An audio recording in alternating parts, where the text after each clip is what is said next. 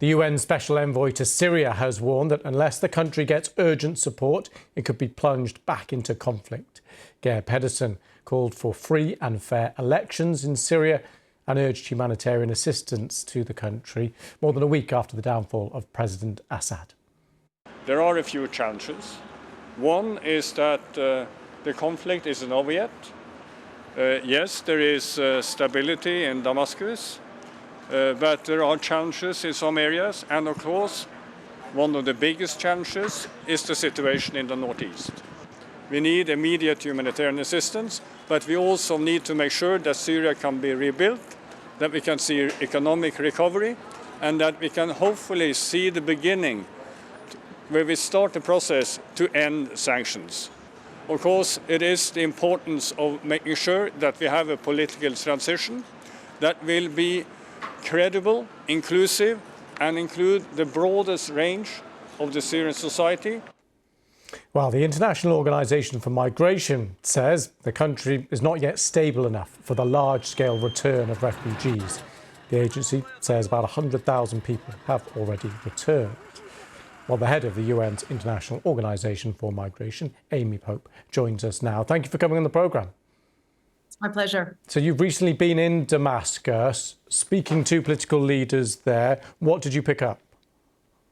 So we picked up that the caretaker government is serious about trying to create a more stable situation in Syria, but that the task ahead of them is monumental. They do not have a lot of experience governing such a complex situation. Much of the country is still devastated by the war that has gone on for years. And the country itself still faces some fairly significant humanitarian needs that must be met if it's going to recover effectively. OK, so if you add on top of that movement of people, lots of people within the country and coming back potentially into Syria, what kind of consequences could that have?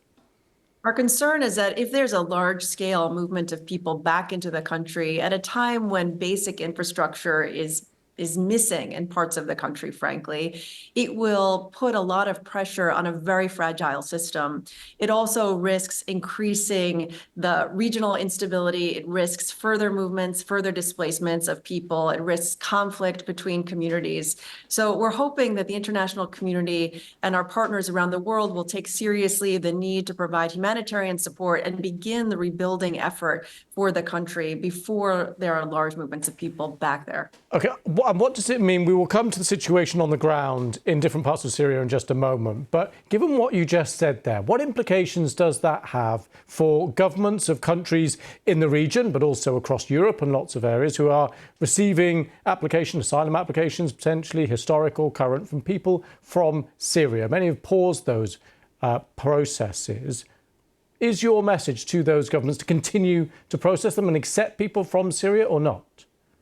There are two different pieces here. The first is for people who are now currently coming to a country and seeking asylum.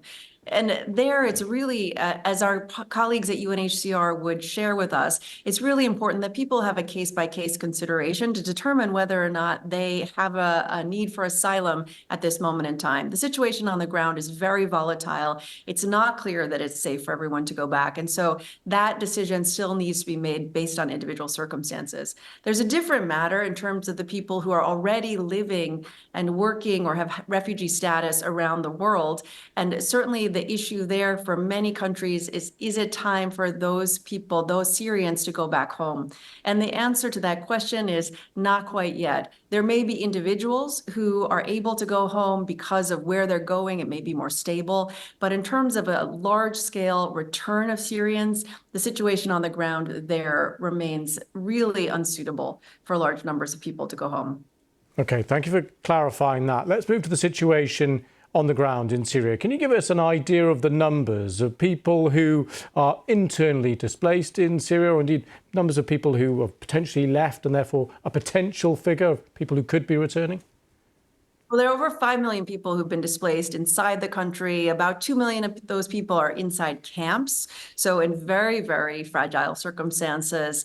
Another 3 million or so who've been displaced to other parts of the country. Likewise, we know that there have been millions of people who have left the country over the years, and they're now living in the surrounding countries, Jordan and Turkey, here in Lebanon, where I'm calling from, as well as in Europe. So the numbers of people are well over 10 million who could be returning to their place of origin. Even in recent days, we've seen the movement of additional people. So as communities have experienced fighting, as infrastructure has been destroyed, people have moved in search of safety. Even just the last week or so, we've seen about 200,000 people, some people now going back home to where they came from to do an assessment of whether it's safe to go live there or bring their families back. And what kind of support then, given those kind of numbers, what kind of support are you suggesting is needed now? It's going to be very significant. Even before the possibility of return, the UN had assessed across the board that it would be about $4 billion to provide humanitarian support to communities already living in Syria. Now, if we're talking about the return of potentially millions more, the needs are significantly greater. And there are two sides to this. There's the basic life-saving humanitarian support, things like shelter or food, hygiene kits, water that people need just to survive.